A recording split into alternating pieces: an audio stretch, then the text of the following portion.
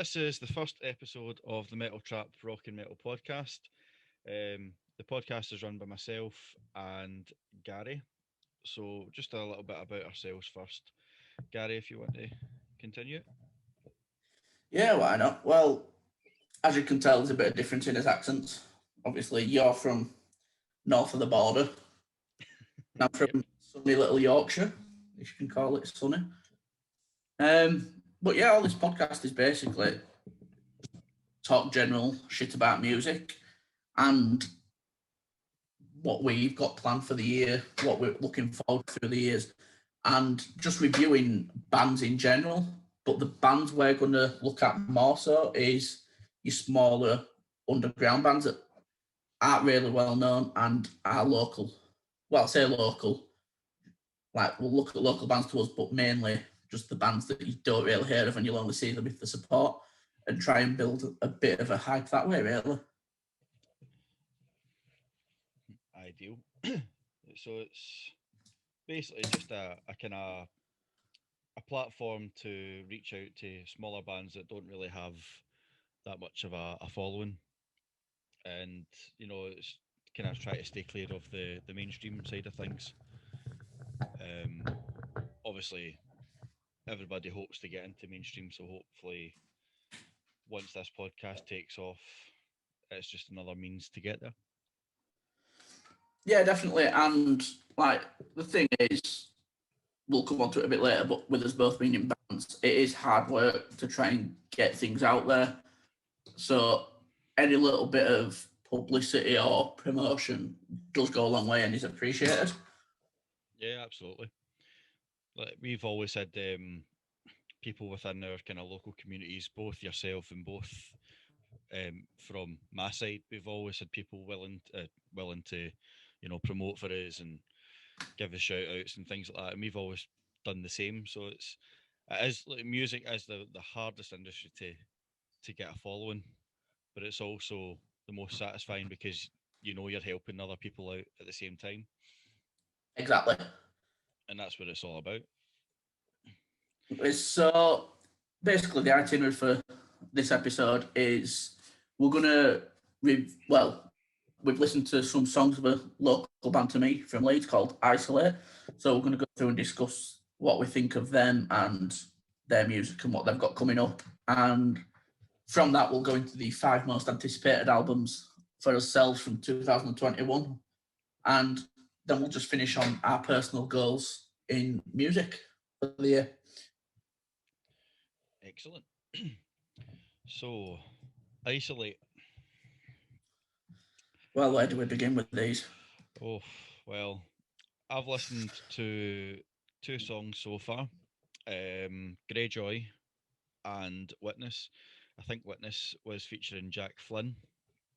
Um, what I will say is, Greyjoy, what an absolute brilliant song. It's heavy. There's a great balance between the heavy, the cleans, the harsh side of things, and the breakdown. It's just immense. Such You've a got a bit of everything in Greyjoy, haven't you? Yeah, absolutely. It's such an emotional an emotional track, but there's a connection there. It's quite hard to do that in music, but it's very very well done. Yeah, it's. And for myself, I've listened to The Strid, if I'm pronouncing that correctly, Greyjoy, Witness, and Purgatory, and all of them have had the same response from myself of holy shit. Yeah, It's just sat there and you think, yeah, I like this, and then they just come in with a big dirty fucking drop, and you're just like, I want to go like spin kick me now. I just, it just makes you want to go wild. Definitely one that have been added onto my playlist. And I was speaking to one of their band members when we were on about getting them on and doing the review, called Jamie, and when we were talking, it was just going over the general, this is what we're about, and X, Y, and Z. So I said, yeah, we'll review. So I went onto the band page and have a scroll through, get a bit of my own research. And I noticed it were like upcoming events and there were a gig for Envisions, and they were supporting Envisions. And you know, as much as anyone that knows me, I absolutely adore Envisions. So to see them two on the same lineup, I thought that before I even listened to them, is going to be a bit of me. Then I listened to them and I thought, holy shit, that is a gig I need to go to. Yeah. I just, it's one, as long as there's an ambulance waiting outside for after the show, not because I'm going to be, well, I will be in bits, but mainly for the oxygen, because I don't think there's going to be a fucking little 5 second break where I'm not in a pit causing fucking absolute scenes. Carnage. No, they definitely seem, from the two tracks that I've listened to, they definitely seem like a group that will get the crowd moving, and even being a fan of Envisions myself, like, having them on the same bill as Envisions, it's going to be absolute carnage. Once this COVID-19 goes away and bands can get back into venues, it's going to be absolute mayhem. Yeah, well, I saw on Envision's Facebook page earlier that they've had to cancel that tour apart from Birmingham, Liverpool, and Leeds, which they are rescheduling. So luckily for me, the Leeds show's still going ahead, so I will be able to go see them both. Hmm, Um, that's lucky at least. I think it's about £7 for a ticket. Like it's the equivalent of 2 pints of beer in your average pub, and I'd much rather just go see live music, lose my shit, have a good mosh, talk to bands afterwards, and I just get a lot more enjoyment from that. Yeah, no, this is exactly what it's about, and with me, the last concert I was ever at, I'm sure it was exactly a year ago this week. Um, in fact, no, aye, it was a week ago this week. A year ago, sorry, this week, and I went into the pits and I get absolutely floored. It's just it's an incredible feeling, and with that being a year since my last kind of concert, you're just like itching to get back into it, and there's no Yeah. better way to get back into it than going to see Isolate and Envisions. Like the thing is though as well, because everyone's been waiting to get to gigs, that first gig is gonna be fucking carnage. Everyone is just gonna lose the shit. Oh, And apart from it being great for the fans of the music, it's gonna be amazing for the bands because they can get back out doing what they love. But they know the crowd is gonna be absolutely insane, which is gonna get them more pumped and have to do the show. yeah, that's going to be, even if you're just in the crowd, it's going to be such a surreal feeling for anybody in the crowd, and that'll be definitely a gig to remember by anybody, you know, bands, fans, or whatever. Even staff will remember that. Yeah. So it's You're gonna get that buzz again just queuing up waiting to get inside the venue, and then when you hear all music playing and all sound checks, you're just gonna be sat there like a kid at Christmas. yeah. I can't wait. No, but yeah, they're a four-piece post-metalcore band, and it says they combine the elements of metalcore, deathcore, gent, and post-hardcore, which you can see when you listen to them. Mm. Uh, but they formed in 2018, releasing their debut EP. I'm probably going to butcher this, but I think it's pronounced Koino Ume, um, which absolutely blew up in local area. And then 2019, they released their sophomore EP called Breakpoint, and that's just got them followers all over the world. Since then, they've reached over 20,000 new fans and 160,000 streams across all platforms, which is absolutely insane. That's mad. That's absolute madness. It's like I was happy when I sung it 160 listens. Like you got 160 streams on my band song, and I was like, "Oh, buzzing, never mind 160,000." That is just absolutely mental. Yeah, I mean, it just seems that they've been blown up, as you say, in local communities. But with them blowing up in local communities, it's reaching out to further communities. And like you said in the intro, I mean, I'm obviously from Scotland. I'm in Glasgow, and you're down in Leeds. So you know what I mean. So it's already reached up here. exactly. And like, obviously, what we're hoping from this podcast is you might get someone from, say, for instance, down south or Ireland or just stretched out listening. And you think, you know what, I'll listen to them. Then that's one person. All they have to do then go to the mates that they go to a gig with. Oh, if you listen to this band, it passes on and just keep passing on that baton between the friends and then just grow. Yeah. And like, as I say, people might listen to them and think, it's not what I'm into. But even so, it's then got them a couple more views, and they might think, I know someone who will like that though. Yeah. And the mates that way. And And then there that's might be weeks where we review a band and they'll think, you know what, that is something I like. And like you said, that's all we're after is just promoting and pushing these smaller bands. yeah. And it's not that we don't like, um, you know, big mainstream bands. It's just that you never really see anything from any local areas or scenes, and it's a shame because it's a very overlooked area, So this is the whole reason why we want to do this. Um, I mean, not only does it widen our personal playlists, in terms of music that we listen to, it also helps promote, get everybody else's music out there, and hopefully get it mainstream eventually. Yeah.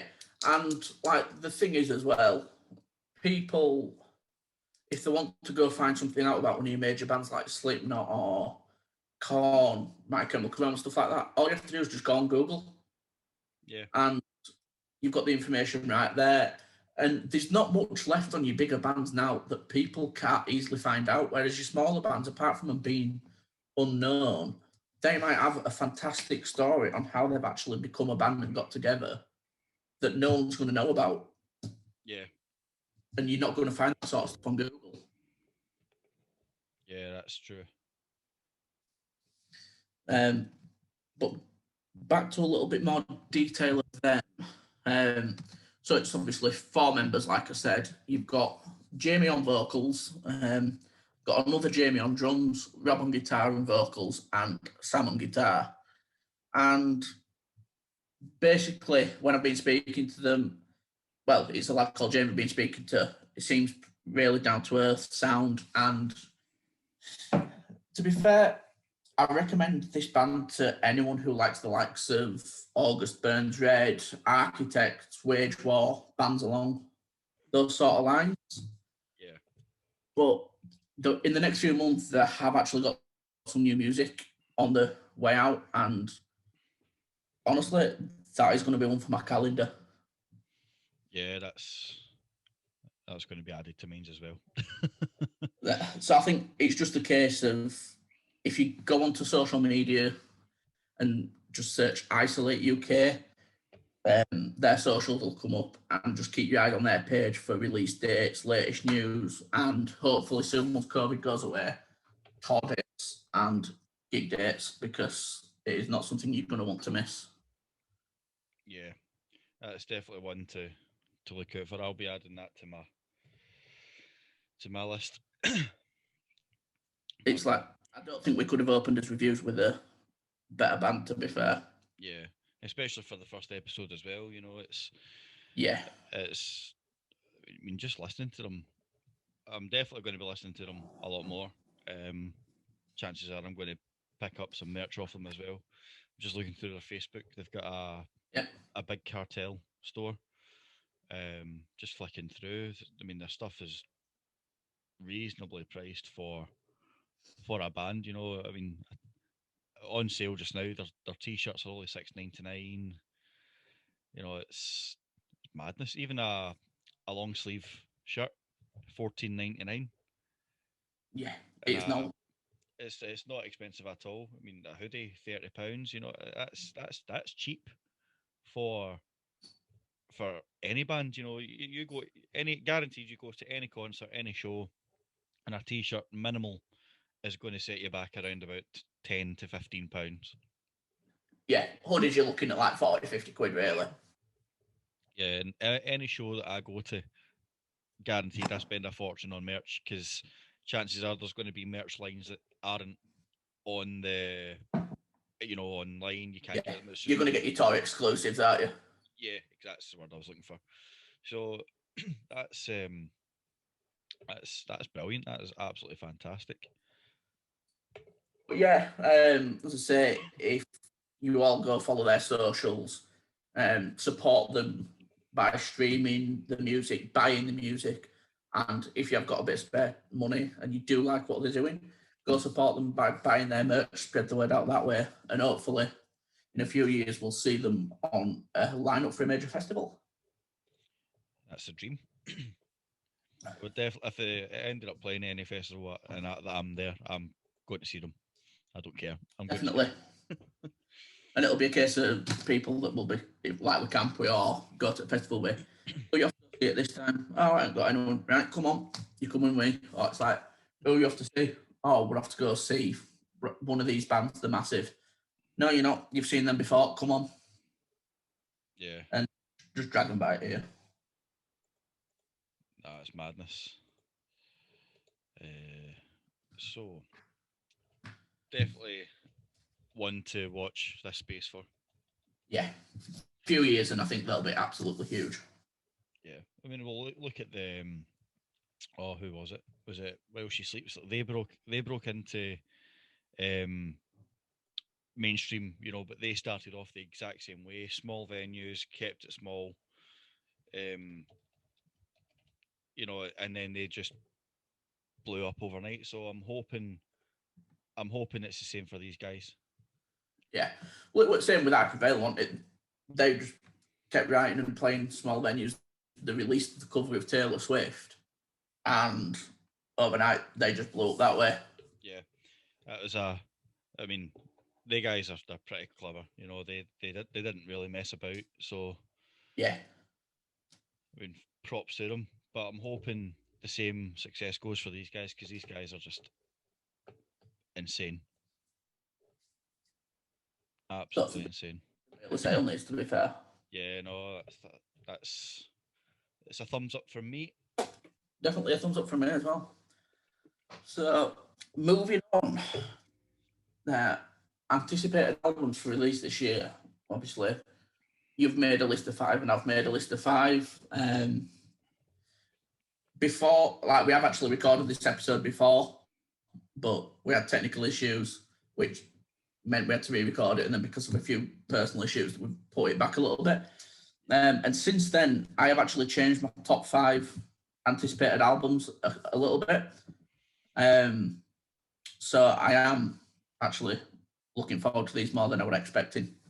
And I didn't realise they were getting released. Yeah, So mine if you want just to mine make a just kind start, of stayed this. Mine just kind of stayed the same. all right. Just there's nothing I could have really changed in mine, to be fair. Yeah, So my fifth most anticipated albums of 2021. More so. I don't know if they're going to be releasing anything. Just they released a cover. Um, After they released an album, and it was just absolutely incredible. It's going to be Motionless in White. solid choice. Yeah, just they released a cover of The Killer. Somebody told me, and it was just when I seen that pop up, it was so quiet. They kept it quiet and released it out of the middle of nowhere, and we were all just like, "What the fuck?" It just Yeah, totally blew us away. And I think with them just releasing, I think was it Disguised, the last album, with I think them so. with them releasing that and then releasing a cover between then and now, you're like, they must be working on more stuff because it's too. It doesn't seem rushed. It just seems No, they've spent the time, they've covered it flawlessly, and this is how it's turned out. You it's know. one of them songs, and I don't say it often, but I think it is better than the original. Oh yeah. Oh, without a doubt. And as much as I like the Killers, and they do take a very good job to beat them, I think Motionless smashed them Yeah, yeah, without I'm a with you doubt. on that one. I don't even think it's close competition either. Like I know a lot of people probably disagree with us because of how iconic and how much of a cult following that the Killers have, but I just think that there's no comparison. Motionless in White completely blew it out of the water. Oh yeah, definitely. And with me seeing them 7 times, that every single concert that I've seen, they've got better and better and better, and there's just no stopping them. And the fact that they've took a risk, in my opinion, they've took a risk, but then it just shows that if they're willing to take the risks and they do the risks well, they've absolutely nailed it. Yeah, it's definitely a ballsy move because, like you say, that song is one like you'll go on a night out and you'll be stood at a bar or dancing in a club and it comes on and everyone just loses the shit. It's it's like Mr. Brightside or Sweet Caroline. It just gets everyone up and moving. Yeah, So to try and put your own twist on a song like that is ballsy. yeah, no, it's absolutely insane. But no, it's a fantastic cover, and it's not the first song they've covered as well. They covered a tribute. I think it was live though. They only done it though. It was a tribute to Chester Bennington from Linkin Park. They done One Step Closer, and even at that, I would say, in my opinion, I would say that cover was rushed, but they still blew it out of the park, and they covered Dragula by Rob Zombie as well. In my opinion, a fantastic cover. It's not hard to be better than Rob Zombie, though, is it? Let's be fair. I know I'm going to get shot, but I think it's absolutely fucking hilarious. Yeah, no, It's just like that weird uncle that dresses up at Halloween. That's all he is. He's a fucking. What's the word? I don't even know what the fucking word is. But yeah, it's not for me at yeah. all. No, I get that. I mean, I'm not a massive fan of Zombie either, but um, I can appreciate that song because usually on a night out in a rock club or a rock bar, it is the main song that gets played because it's a cult classic. But It's a gimmick. That's the word. It's a gimmick, fucking. yeah, I But sell it. like you say, it is a popular song that gets played. If anyone says, "Oh, can you play Rob Zombie?" That's 99% of the time the one that gets played. Yeah, exactly. But no, that's my fifth most anticipated album of 2021, Motionless in White. Even if they do or don't release anything, it's still going to be anticipated. Yeah, I'll agree on that one. Well, my number five, when we did the last recording, was Blink-182, Mm-hmm. which I still am looking forward to, but I have swapped that out now for Evanescence. Oh, Um, like, to be fair, I've not listened to Evanescence for years, and the last major album that I listened to of theirs was Fallen in 2003. So it has been a while. And to be fair, I didn't realise that they released an album in 2017 called Synthesis. oh So yeah, I heard about that. I'm going to go back and listen to that one. But it was mainly the fact of the new EP from Bring Me the Horizon when they did the song with Amy Lee. Mm-hmm. And it was like, hang on, why have I not been listening to her even more? 'Cause her voice is fantastic. Yeah. And said that I did start listening to Evanescence again, and I am looking forward to that new album. See, I do like Evanescence, so I'm with you on that one. I didn't know they even released it or will be releasing another album. Like, to be fair, if I'm honest, I thought they disbanded. I thought they'd just call it a day. Yeah, because they did go quiet for a good number of years, and I think Amy Lee was focusing more on solo stuff. I'm sure she was doing a YouTube channel or something like that. So it's certainly a surprise to me personally. It's like, I know they did a tour a year or two ago, but I thought that was just one of them, like, when System of a Down did a tour just to get themselves back out there. And if I'm honest, just get a bit of money in. Yeah, And that's what the Evanescence tour was. Because as I say, I thought they'd disbanded, but I'm looking forward to the new album to see how they go with it, see if they stick with the roots or if they divert off. yeah. I mean, it will be a good one to check out because I reckon it'll be one of the ones you could place like a bet on, to say, oh, they're going to stay to their roots, but then they'll totally smash it. Yeah, And Yeah, I'm gonna be with you on that one. Evanescence. That'll be an interesting one. But yeah, that's as I say, that's my number 5, and that actually comes out in March. And I think, correct, the album is called The Bitter Truth. But don't hold me on that one. I'm pretty sure that's out in the next few months. Oh, well, I'll be adding that to my list as well then. So, what's your number 4? So number 4, and I'm probably going to get a bit of slack for this one, but number 4, um, Falling in Reverse. Basically, No slack from. sorry. There's no shit or all coming from my end. I absolutely adore them. Yeah, I mean, comparing to where Ronnie Radke came from, and then listening to his solo stuff, like his rap stuff, I I can see why people would be annoyed at him because of his rap stuff, but solely focusing on Falling in Reverse from where they came from, even Escape the Fate, where they came from to now is just absolutely killing it. I mean, I can't complain.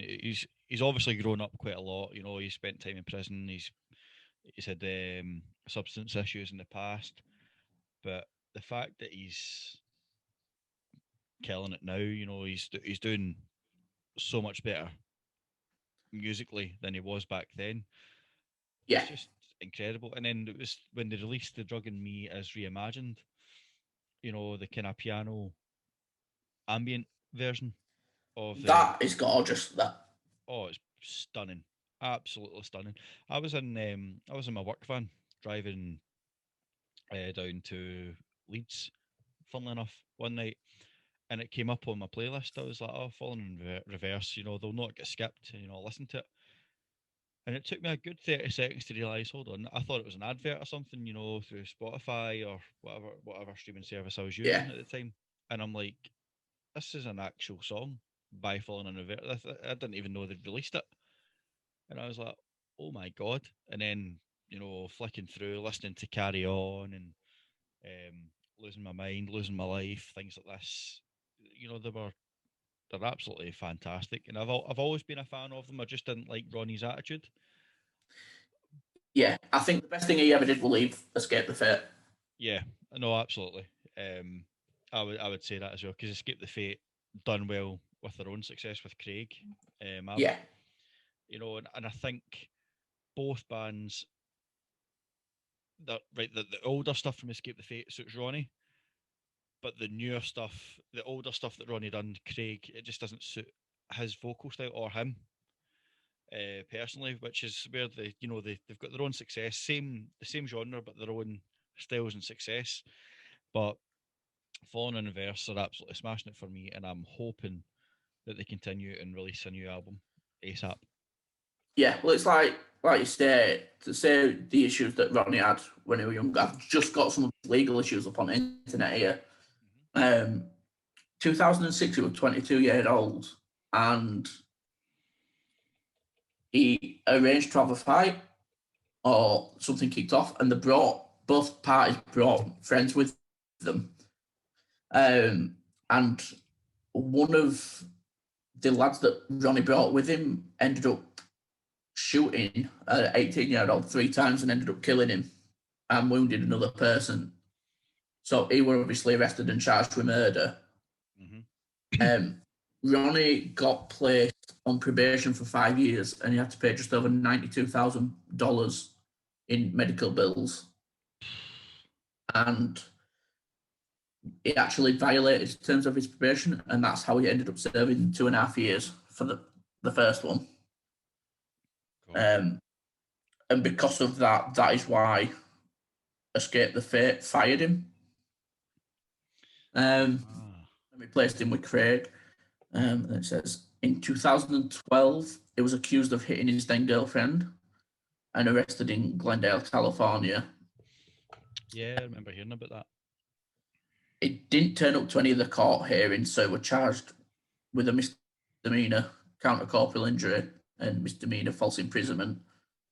and it was released on a $30,000 bail. 2012, but back end of that year, it was performing at Festival at Six Flags with Fallen in Reverse, and he threw 3 microphone stands into the crowd while performing, injuring a 16-year-old girl who ended up in hospital and a 24-year-old man. So he got charged with simple assault and aggravated assault, and that was a $25,000 bail. See, it's funny you mentioning that because he released it was a track called Asshole with Andy Biersack from Black Veil Brides, and one of the lines in it is "Here's a mic stand, take it home to your dad" or something like that. And don't get me wrong, I've got a funny sense of humor, a sick sense of humor. I don't think. I mean, I think back then, I think he was kind of tampering again with drugs or whatever. I don't think he was in his right mind, but it's not an excuse. But you've got to think like that was quite funny. But then 2 people get injured, and like it says, a 16-year-old. It's just Yeah. inexcusable. She's come to support your band, and Mm, like she's waited and obviously got near the front of the crowd, which, as people have been to festivals know, ain't an easy task yeah, at all. And then for that to happen, it is just a disgrace, really. yeah. And that was the Six Flags. They decided to ban rock and metal or any heavy group from performing in the park. So his actions have ultimately ruined a good festival Yeah, location for pretty much everybody else that would play there, which is a shame. yeah, it's but like I say, they should, for me, they should have just said, look, we're not allowing him back to perform here, rather than punishing all bands. Yeah, yeah. It should have been. It should have just have been a ban for them. Yeah. So, So, anyway, we've delved quite far into the fucking Ronnie rabbit hole there. so you're number 4. My number 4 is, I was reading and I was quite surprised that they're releasing, but I can't wait for it. It's Ice Nine Kills. Oh, They're releasing a new album this year. yeah. Good few stories about Ice and Kills. I was gonna say you should have a few anyway to say you've played with them. Yeah, yeah. That was that's an experience in itself. Certainly won't be forgotten. No, um, Ice Nine Kills. I've always been a massive fan of them for years. So anything they do in my book, I will always support. And yeah, it's gonna be great. even the stuff that they've been bringing out, they've brought out acoustic versions. They've brought out like Falling in Reverse. They've brought out a reimagined version of Thank God It's Friday or something. The acoustic version. I'm sure Matt Heafy from Trivium appeared on that track. The acoustic version. Anything they do is just insane. And even sharing a stage with them myself, my band, when we were alive, got the opportunity to support them in their Glasgow date in 2017, I want to say. Um, just an absolutely fantastic um, experience. And they're so dead down to earth. As much as they've had a brilliant success, they're just so down to earth, so humble. They're incredible, absolutely incredible. I could talk for hours about them. It's like the last album, The Silver Scream, where it were all like based on horror films. I thought was an absolute masterpiece. Mm. Very hard, Um, very hard to do that on any album. yeah, especially when you like just basically pin every song on the album down to something that's already been released, and you put obviously the horror movies, but because everyone knows what the horror movies are about, to try and link them in such a way that you're not taking anything away from the films Yeah. is fantastic, and I think they did it really well. Oh, they absolutely smashed it. They done incredible. But like you said, thank God it's Friday. It's just an absolute banger. Oh, just it does things I to think you. that's easily the best song on that album. Oh, absolutely. But Even even just the like there's so many songs that they've done, and you'd think how do I put this? There's just no competition with them really. They're in their own kind of they found their own niche market, which is absolutely fine. Um, and they're just absolutely killing it. yeah, the one thing that surprised me with Ice Nine Kills though is how many members they've actually gone through. Yeah, I did hear about that. I've not managed to look into that myself, but I did hear a few stories way I'm back. just looking now. There's currently 6 members in the band, but one of them's on hiatus. And past members, there's 1, 2, 3, 4, 5, 6, 7, 8, 9, 10, 11 past members. Oof. Um, which to say they formed in 2000, obviously like known as Ice Nine before they moved to Ice Nine Kills. Yeah, Like 21 years, yeah, it's a long time, but to have 11 past members yeah, is is that really? it's a bit like My Chemical Romance with the curse of the drummer. And, after Bob Breyer left, they just could not get a drummer to stay, or they ended up sacking half of them. Yeah, But I mean, the stuff that Ice Nine Kills have done in the past, from start to finish, there is not one track that I can see anything bad about. They're just even live. I've seen them. Obviously, the tour that they done, the first tour they came to Glasgow, and my band supported them. And it was such a small venue. I think it was a 400 or 300 cap on this venue, and just seeing them performing there, you're just like, this is they they were far too big for that venue. I'll say that. But then, like, not even a year and a half later, they're on a co-headline tour with Motionless in White, and seeing them in a bigger venue. I think the cap for this venue was just under 1,000. You're just even at that, I'd say for Motionless in White and Ice Nine Kills, such a small venue, it was yeah, just absolute carnage. Like everywhere you looked, there was pits, there was people running, there was people just having a good time. And I know they're not for everybody, but for me, they've played a massive part of my influence personally. They're just absolutely incredible, and they're already on my list for when they do release. yeah. Like they're very theatrical with Yeah, what they do. But like me, I'm not a massive fan of theatrical. That's why I can't stand like a fucking Nightwish. But yeah. they're very clever with the way that they do it, and because of that, it's one of the reasons why I do love them. Mm, But I'm still yet to go see them, so I am waiting until they do another tour and I can go. Because there was meant to do Slam Dunk Festival, I think it was last year, but obviously yeah, you Rona. put a stop. No, Good old Rona. definitely. If you do get the opportunity, go. Um, Honestly, they're fantastic. We played the show that I think it was their debut of Enjoy Your Sleigh with Danny from Shields, Yeah, and we've met Shields as well, and we've met them twice. They unfortunately lost a guitarist. The guitarist passed away, but like even that, the first time they played that live, you would usually expect teething issues.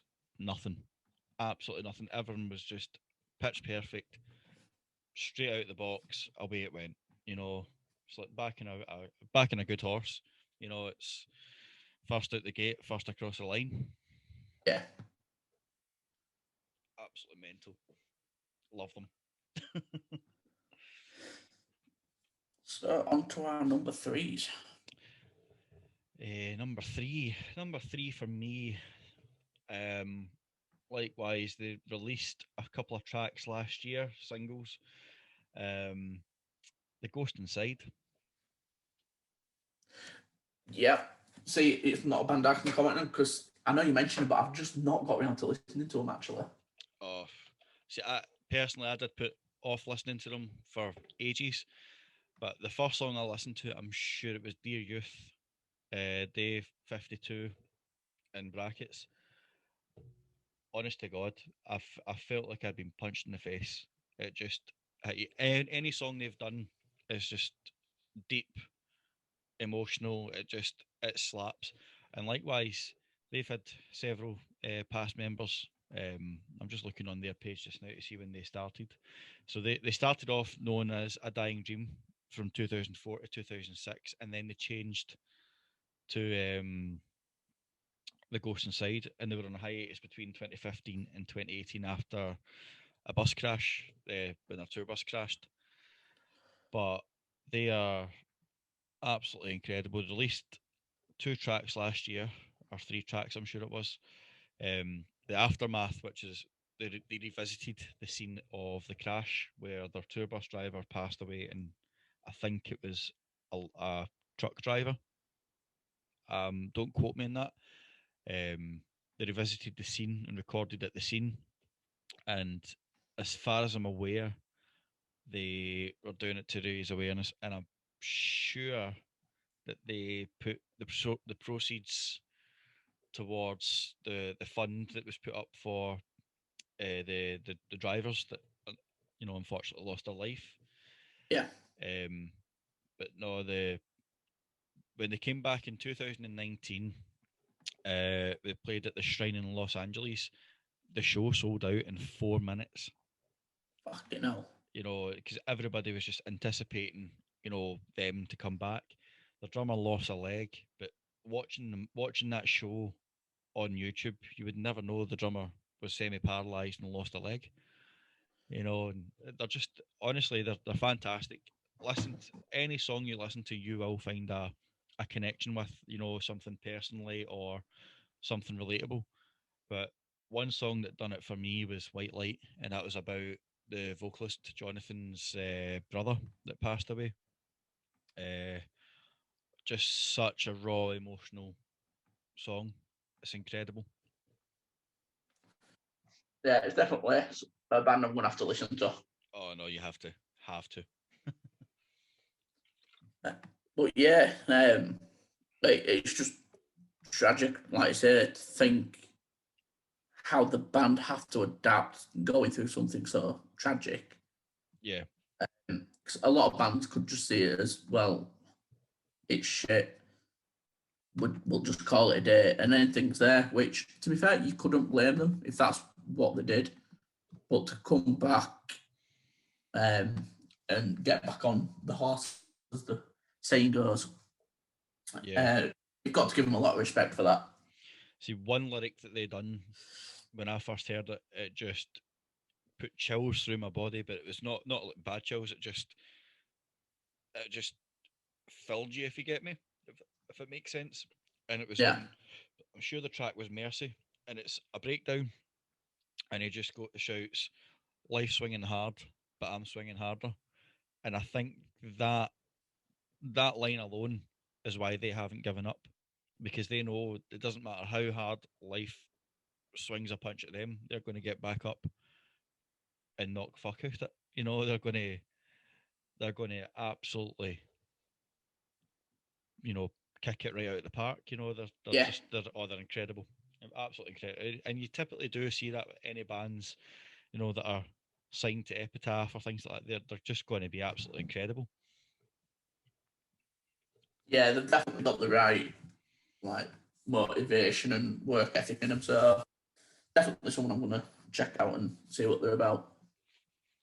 Absolutely, no, it's definitely worth a look. So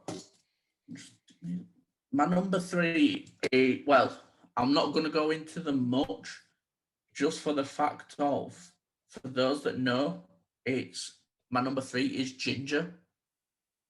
Uh, Yep. yeah. So I'm not going to go into it much because if you haven't listened to Ginger, it'll be a nice little surprise for you. Um, they released an album last year, with 2021, aren't we? in 2019 called Macro. And same again, I thought that were an absolute masterpiece from them. But I was having a look and I didn't realise that they actually used to be a 5-piece band. And the lead singer that they have now is not the same that started the band. But yeah, like I said, I can't really go into it much without ruining it for those that haven't listened to them. So yeah, my number 3 is Ginger. Listen, go check them out. It's Ginger, and they are from the Ukraine. They are absolutely insane. It it blew me away the first time I listened. I thought that cannot be right, but it was. They ended up, was it 2018 or 2019? They were in Download Festival, and it was the tent, the first tent you go to. Was it? It Yeah, wasn't Dog 2019. 19. It wasn't Dog Tooth or It was Avalanche, I think, wasn't it? Avalanche. That's the one.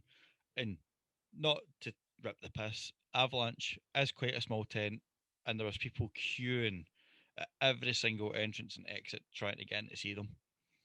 So Yeah, they shouldn't have been on that stage. no, I mean they would have been So, fine. but I have seen videos of people queuing and that to get into it, and I just thought, Jesus Christ. They would have been. I think they would have been better off even even the bigger tent. Where down at the other end. Um, I mean, I think you could have put them early on the second stage. or second stage, yeah, absolutely, without a doubt. Oh, they're brilliant. I do like them, but we won't ruin the surprise. No, so just go listen to Ginger. Yeah, do as you're told. And that brings us down to number 2. So number 2 for me, especially after things that they've released in the past few months, it's going to be While She Sleeps. See, while she sleeps, I don't mind them, but it's not a band. If I thought, right, I'm going to go put some absolute bangers on that I'd turn on. Mm. See It's that? more if they come on, I'll listen to them. Yeah, you just don't tend to skip them. I personally like them. I've seen them several times. And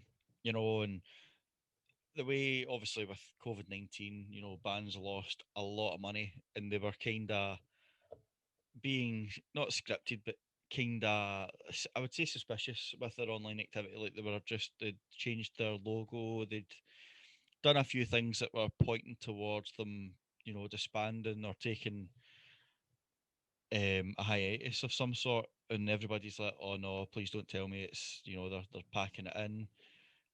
And like, not even 24 hours later, they just smashed it out the park with a Sleep Society thing, and it was a way to for bands and artists to make money, but still reward the fans for their support. So it's like different tier packages. So I think one's like for the price of a coffee, you get something exclusive, um, or exclusive access to something, and it goes up to the range of a coffee up to your phone bill. The more you chip in, essentially, the more you get out of it.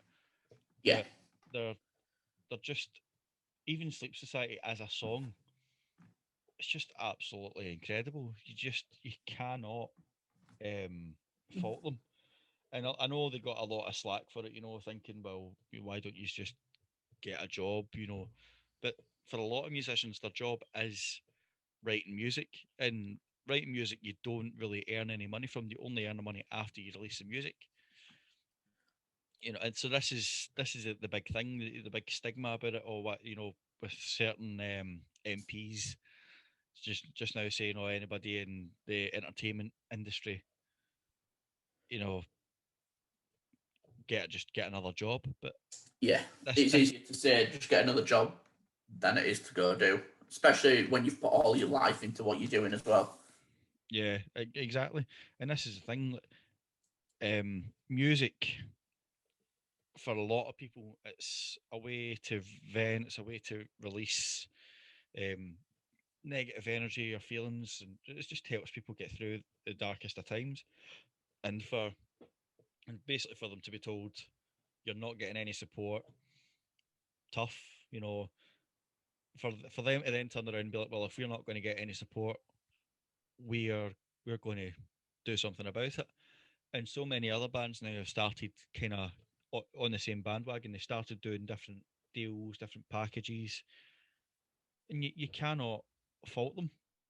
They're just, I personally do like them. I mean, I've seen them a few times, and they're certainly, you know, off their nut. They're mental. They're absolutely mental, but they are they're definitely worth a view.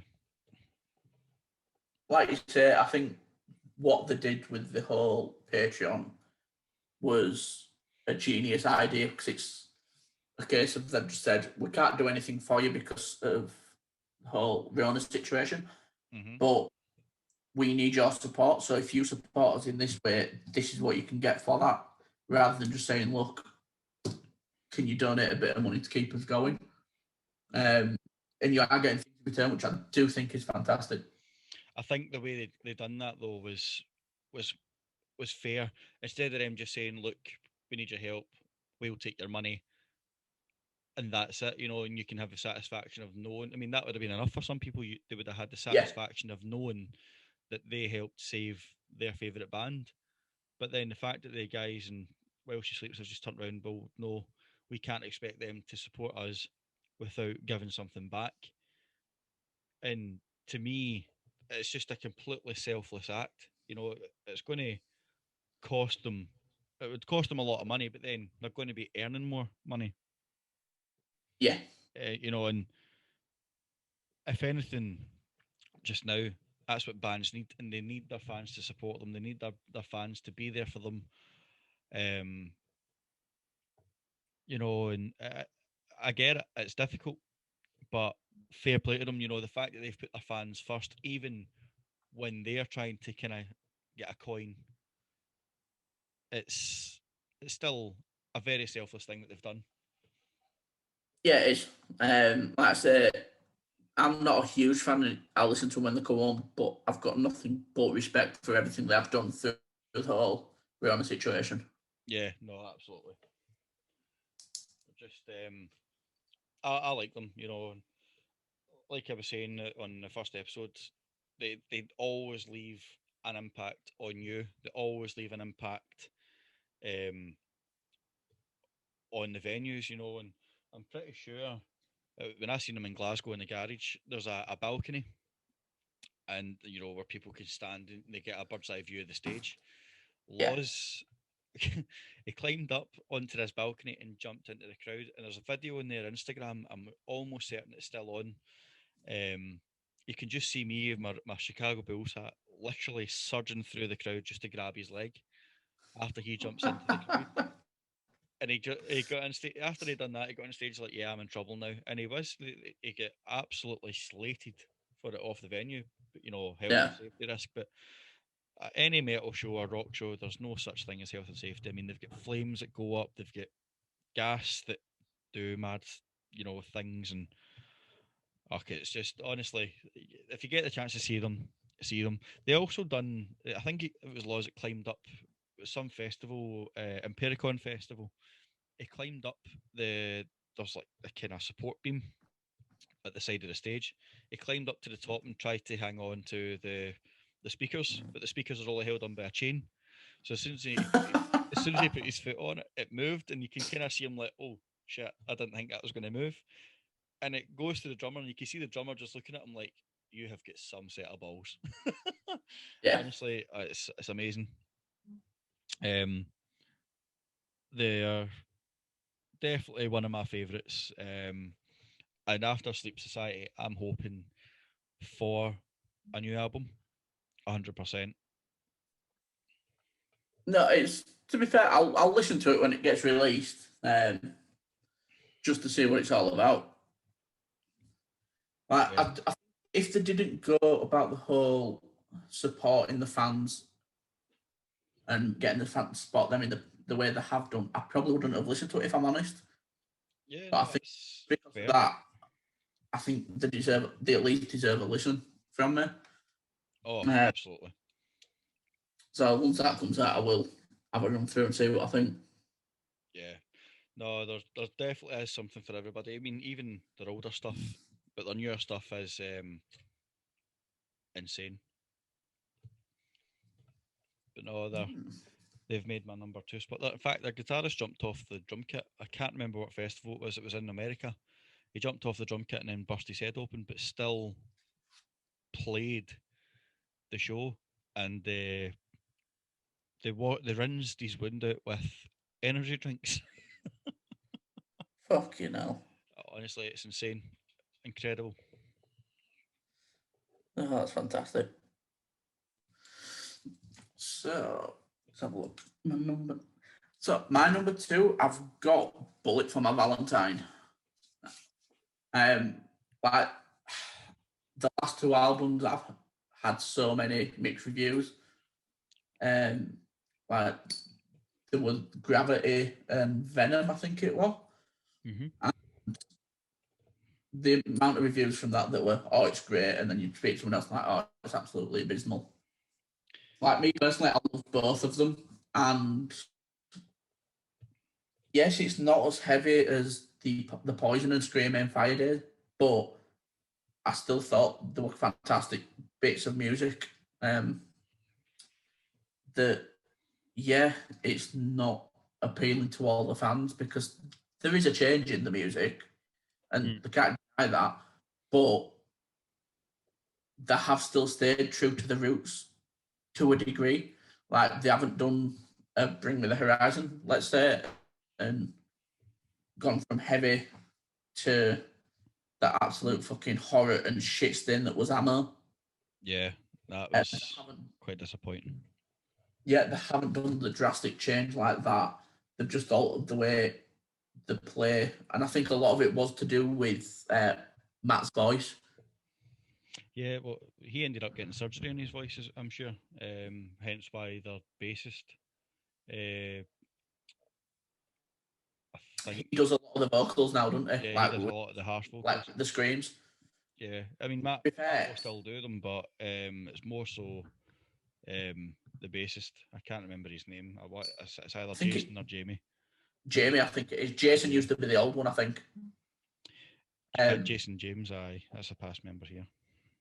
but yeah, his vocals to say he's not actually mainly vocalist. They're just the belting. Yeah, I think the most slack they got was when they released Tears Don't Fall Part Two because it was Oh, nothing. don't fucking go there. No, it was nothing like the original because the original was just it's one of my favorite songs by them. But then when they released Yeah, Part Two, you're just like, what the fuck are you doing? I think what that was is a case of Tears Don't Fall is one of his better songs, Mm. as most selling songs. Let's fucking cling on to that name and release another song. Yeah, And because they released that as a single as well. I'm sure I think it was, yeah. I think you're it right with was. that. It was. I didn't realise 1998 to 2005 that was actually known as Jeff Killed John. Yeah, yeah. What a fucking band name, Jeff Killed John. I just want to know who's John and Jeff and what were the beef between them. Like, why did Jeff want to go kill John? Mm. Well, then they changed it to Bullet for My Valentine, so maybe it was a love rival. Hey, that's true. Ah, John conspiracy theories now. his wife, and then he's just gone. You know what? I'm gonna go kill him now. But anyway, back on topic.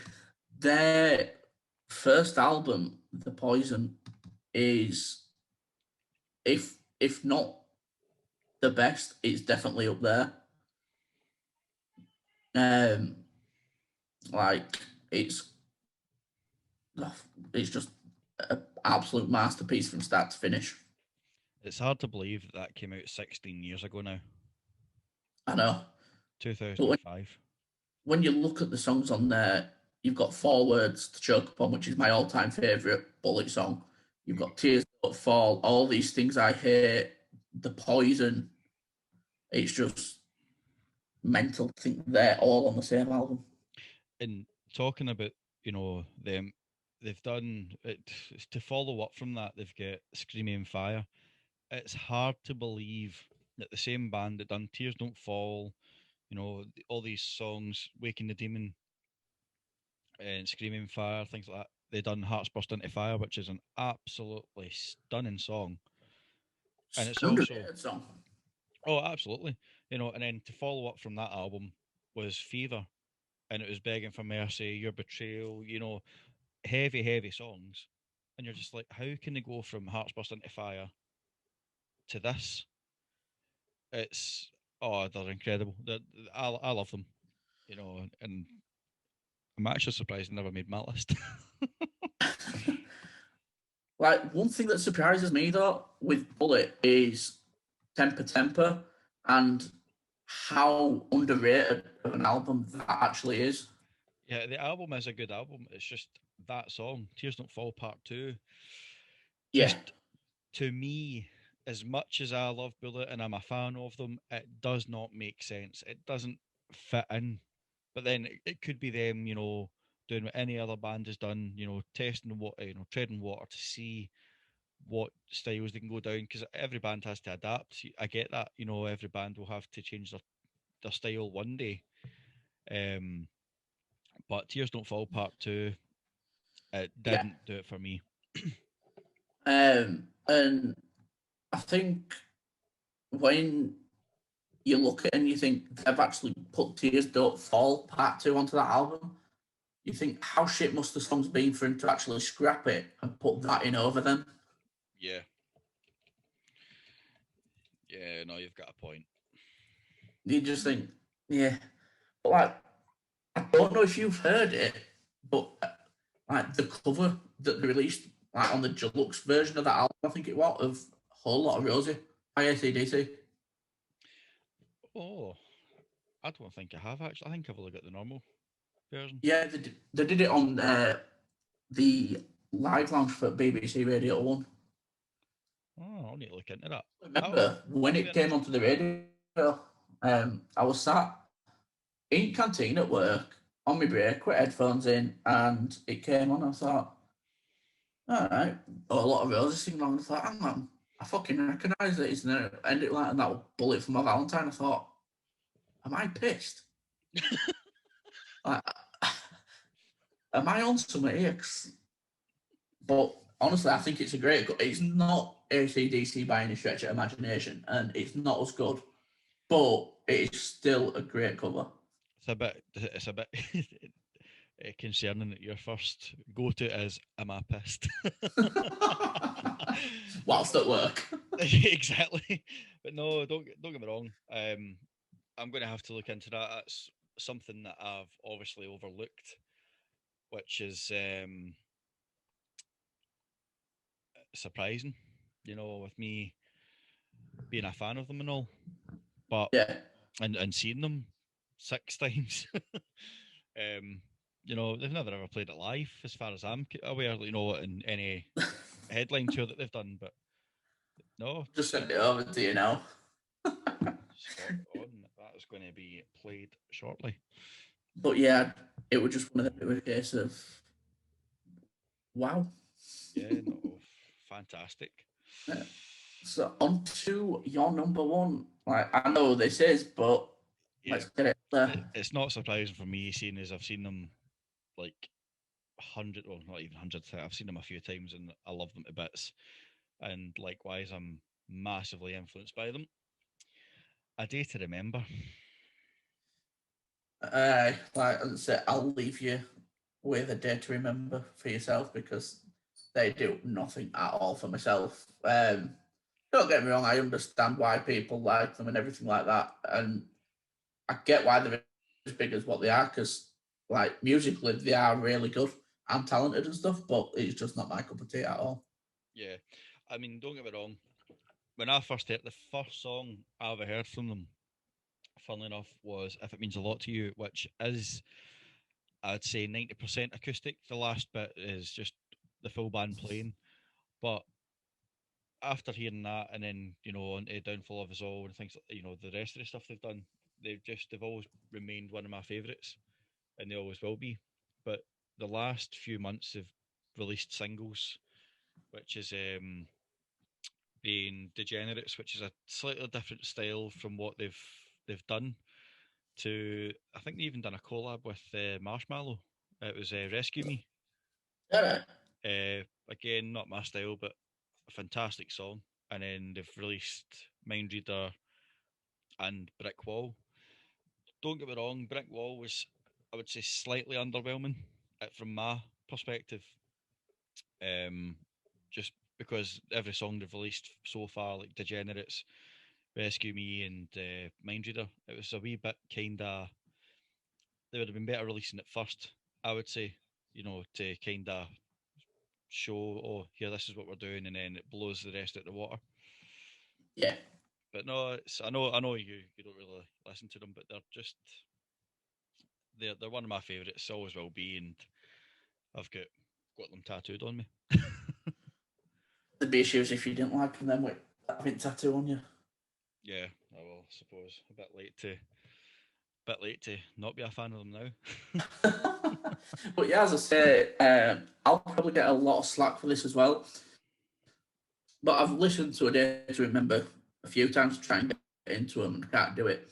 And the two songs I hate the most are Downfall of Us All and the cover they did of Kelly Clarkson, Since You've Been Gone. I just think they are both fucking awful. More so the Kelly Clarkson, but See, I do agree. I think the Kelly Clarkson cover was a massive risk, but in my opinion, the risk paid off. Um, it's just one of the things. I think they were just trying something different, and it worked. But from looking into their history, they very nearly weren't a band. They had a lawsuit between 2010 and 2012. Um, don't know the full story. I've not really looked into it, or I've just forgot. But they ended up having a lawsuit and they won. And I think after that they went independent because yeah. they are their own record label now, and they run. Um, I think they're part of Fueled by Ramen label now. No, no. There's something. There used to be Epitaph, and it was Victory Records and uh, Indianola Records. But now they're independent or they're backed by Fueled by Ramen. There's it was I think they've either went back to them or whatever. So the seventh album, You're Welcome. It's released in March. It's getting released on the 5th of March 2021, and it'll be released under Fueled by Ramen. So it's the first release by Fueled by Ramen, so they're under them now. That was a bit all over the place, that wasn't it? Just a um, lot of ramen, that's all I've heard. yeah. So that, and they run their own festival as well, which is the Self Help Fest. Again, massive respect to them. They've done a lot for a lot of people. Um, Yeah. they will always be one of my favourites. And for the fact that they released their first album in 2005, and they're releasing their seventh album, in 2021. So that's what 16 years. They've just been non-stop. No, like you can't knock them for that. And like I say, I appreciate how far they've come and what they do. It's just not my cup of tea. And one of them, if everyone was saying it, it'd be shit. No, exactly. But it's not my cup of tea at all. No, and I get that a lot of people think they're just a pop punk rip off band, and but that's why a lot of people like them as well, because their stuff's so basic, but they make it work. Yeah, and the thing is, if you think back and look, if you ask me, A Day to Remember, their cover Since You've Been Gone is what got like the Pop Goes Punk album so big. And it was A Day to Remember.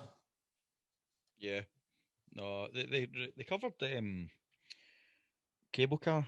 I think it's the Fray that originally done that. Uh, Over My Head, and again, fantastic cover. I like them. I always will like them. Um, but again, I can see why people dislike them. yeah. And again, like you said, the world would be boring if everybody was the same. So I just like a. I mean, my taste is fairly varied, but I always seem to go back to a day to remember. They tend to be my true north, shall we say? No, I completely get that. So that'll bring us on to your number one. Well, obviously, and for others that know me, my number one has not been a hard choice at all this year. Um, and it's Envisions releasing their third album. Yeah, I thought they would get a second mention in this. They've, yeah, they have not released anything whore, if you, in my opinion. Like everything they've released is absolute fucking fire. It's it's just dirty. Um, like I said regarding Isolate, it's just one of them where you want to go spin kicking on and be like, yeah, fucking have that. Yeah, no, it's. I can see why you'd be looking forward to that. I mean, I do like Envisions. Um, it's just it's not been. I mean, they should have made my list, but there was other ones there that kind of edged over them. I would say, took the lead. Yeah, But no, definitely, I'm looking forward to Envisions releasing an album as well. That would be spot on. but yeah, as I said, they actually formed in 2016, so they're only 5 years old this year. They're on to the third album. The headlined the Download Festival Takeover on the Thursday night in 2018. They've done, I think it's 2 European tours now, and they were going to be going on a third one with Heart of a Coward this year, but Rona's put that to a halt. Yeah, Um, but there's a lot of magazines, and I think it might have been Rock Sound, I think it was. Like, I'm probably wrong with that, but they just turned around and labelled them as the British Attila. You can't really say much more. You know me, I love Attila, and to say these are a local band to me as well, yeah, just show how far you can actually come in the local scene if you do things right. And I just think they absolutely fucking slap with everything. yeah. I'm just having a look through their website just now. That even their merch. I mean, I know I said this about was it Isolate. isolate? Aye, I was going to say Envisions there, but I was like, that's not Envisions. Isolate. No, so I'm on the Envision store just now, and even their stuff is reasonably priced. 15 quid for a top, 20 quid for a long sleeve, 30 quid for a hoodie.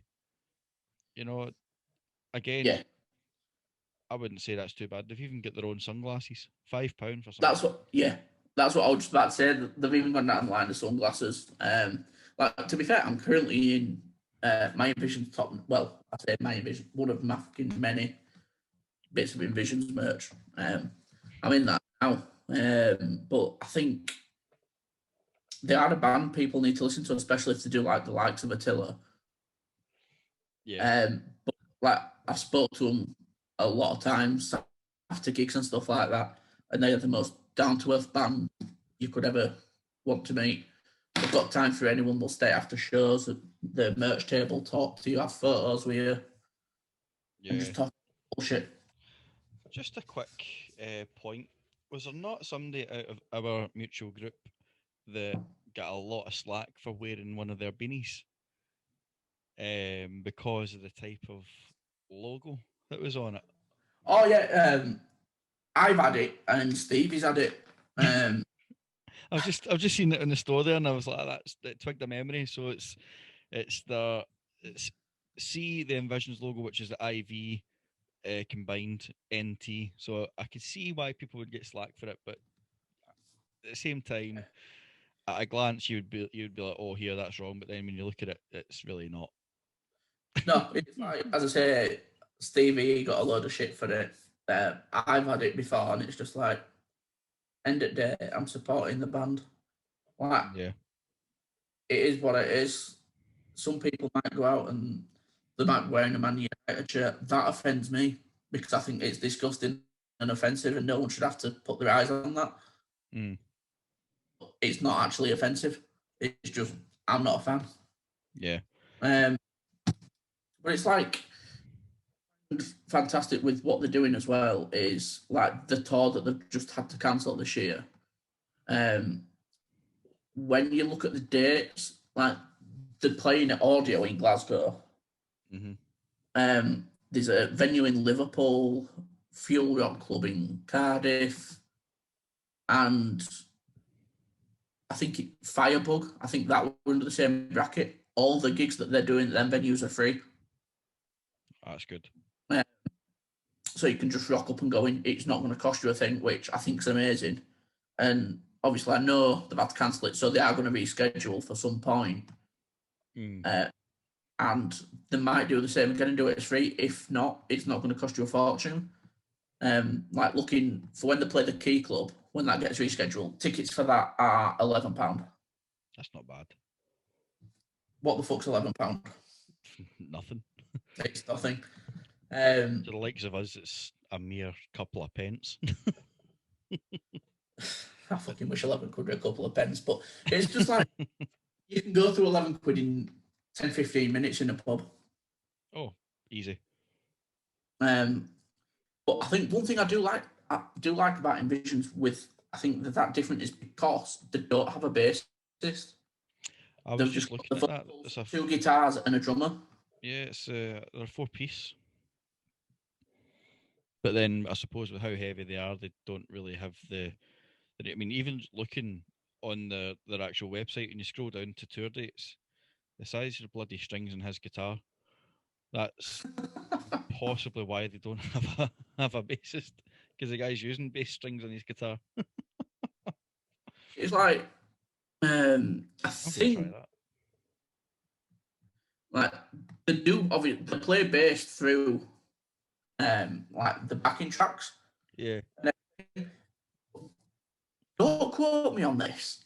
I think like the bass on the computer that they use, they've called him either Leroy or Tyrone. They've called it what, sorry? They've called him Leroy or Tyrone. I can't remember which one it is, but it's something like that. Let's see if I can find it. But yeah, their website's absolutely flawless as well. It's so easy to find everything you need.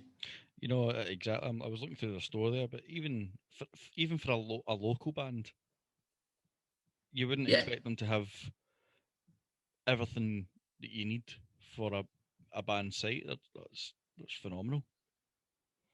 Well, it's like just going off a few of the stats on Spotify. They have just over 82,000 monthly listeners. And some of the songs, like they've got Gold Blooded, which has had 756,000 streams. They did a cover of My Play by Slipknot, that's got 686,000. So another 604,000, and Parasite's got 1.1 million listens on it and streams, which is incredible, really. That's insane. Because it's like, as I say, you look at them and you think they've got 82,000 monthly listeners, and that's constant listeners. That's not just like, oh, you've had 80,000 people just listen the once. Kind of thing. It's a constant like stream of music. That's madness. Well, they certainly do deserve a lot more notice than they've got. Yeah. They're just actually, you can't really say much more about them apart from the slap like folk. Yeah, and just listen to them, go see them, help them out.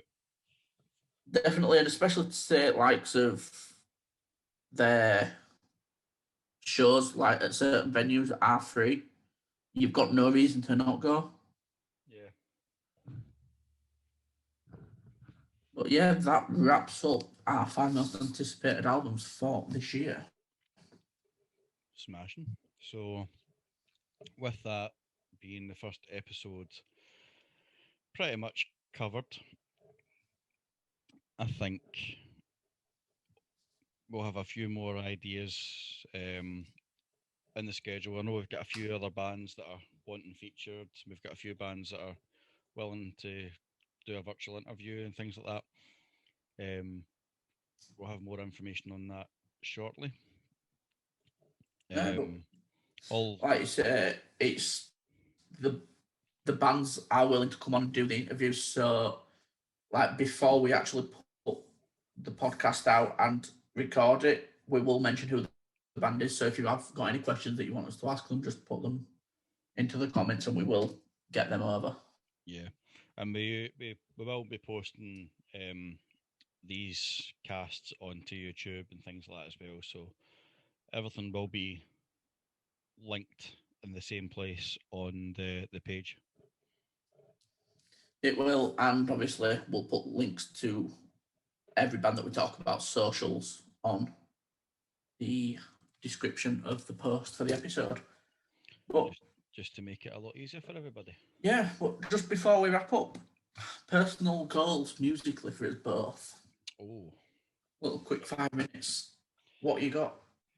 well, not really been working on much. It's just kind of writing in the house and things like that. I'm in a project just now with one of my friends I've grew up with the last, say, 13, 14 years. We've always been musical. He's played, when I say played, he was a live guest for my band um, way back, and he's always been part of I would say my musical career, but I don't even know if you can say a career. We've always been kind of musical, and we've been in bands together in the past, but they've just never took off. Whereas now I think we're more, both of us are more in a better mental state to put all of our time and effort. I mean, the time that we were doing it, I was in other projects, other bands, and um, I just didn't give 100%. Whereas now I've got nothing really holding me back. We can just fire in, get it done. But Yeah, you both know what you're after as well. yeah, we both do. Well, it's mostly me that does the kind of guitar and bass writing. Although we have a bassist, it's easier if I'm doing the recordings just to record both parts um, and send the files over. So we've just been kind of doing that. So we're hoping after COVID's been, long gone and we get into our studio, we can just start firing music out and getting back out there. Sounds a solid plan, does that? Yep. What about you? Well, in I think it was like June last year, um, me and my friend decided that we wanted to form a band, and usual routes went on internet and Facebook pages trying to find members. And then we come across two lads who were after the same thing. I play bass, as you know. My mate does vocals, so we just needed drums and guitar. And there were two lads looking. They were guitar and drums, so thought, right, send them a message. We dropped messages. We got into a group chat, decided to talk and go through what we wanted, and it just went from there. Really, we've got two singles released now. We've got one written and ready for his EP release in March, and we're just on with finalising the last few bits. Really, all ready for his release. But I've got to do the photo shoot for his album cover, but that's not going to take me long. Really, we're just waiting to get a couple of props together without giving anything away for the cover. Hmm. And then I think it were last week we had some random bloke from Manchester drop us a message, and he were just like, "Look, I've found your music on YouTube and through a metal page, which none of us are part of. So obviously we're quite happy because it shows us music's getting shared around a bit." And he just said, "I like it that much. If you can send me over all the stems to your music, I want to do a master of it for you, but I want to do it for free." That's good. So we sent it over to him and he's done a free master of it. And we're just in talks at the minute of whether we're going to get him to actually master the entire EP for us. So between the four of us, it's just something we need to talk about over next week or so and go from there. But we're hoping to then get the EP released in March. Maybe, well, I say maybe, we're hoping to have an album at least written, if not released by the end of this year. If it's not released, have it done early next year. But main thing is we just want to get out and get some gigs and that done. But Have fun. Anfiona is not allowing that one at the moment. Like we said, once you'll get your band up and going and up and ready, we've said we'll have to get a gig sorted. Yeah, no, that sounds like a good plan. But yeah, I'd say that's pretty much our goals for the year. Get the EP released, make a start on his album, and we're also hoping to get a music video done. But same old. Aunt Rona is the one that's stopping it. Aunt Rona. Well, no, it seems everybody's, I mean, that's coming over a year now. Everybody's been on the same boat. So hopefully this year gives us a bit of good luck and we can finally start, going back to shows and getting everything that we wanted to do over the last year done. Yeah. So, But, look forward to hearing it. Yeah. But we're coming up to we've just gone over an hour and 25 now, so I think we've moaned on long enough. Yeah, absolutely. So that'll draw an end to episode 1. Yeah, and we will put links into the bands that we mentioned, put a link into my own band, just shameless plug. And like the next episode, we will put up what band we're either going to review or interview and just put up, like we did for this one, an itinerary what we're going to get through. Exactly. And then hopefully have a bit more material for for the other bands, and we can maybe see about getting small samples put on the cast as well. Yeah, definitely. And hopefully, I don't think it should be too long before we can actually do this podcast with video as well. And then at least that way, say we started talking about his own gear or discussing. Yeah, we can actually showcase it and show physical things. Yeah. See, I'm in the process of updating, I would say, my video rig. So it'll be once that's finalised, we can get everything all sorted. Exactly. It's like now I'm currently holding one of them back brushes for in the bath, but you can't see that. But soon enough, you'll be able to see it, and we can have it out there on internet for everyone to see. That's it. Stuck for life. Exactly. So, right, on that note, we shall call it a day. Call it a day. Smashing. Right. Ta-ra. See you later on.